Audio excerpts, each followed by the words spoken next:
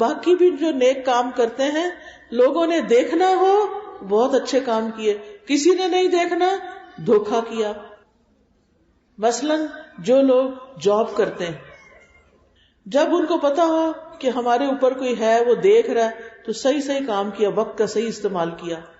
اور جب پتا چلا کوئی نہیں دیکھ رہا تو پھر کیا کرتے ہیں؟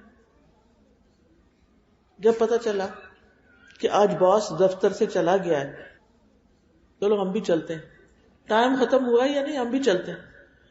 ہیڈ مسٹریس اسکول کی مانیٹرنگ کر رہی ہے، دیکھ رہی ہے، چکر لگا رہی ہے، اچھے سے پڑھا رہے ہیں بچوں کو، وہ ہمارے روم کے آگے سے گزر گئی ہے، چلو پھر آرام کرتے ہیں، پھر بیٹھ جاتے ہیں.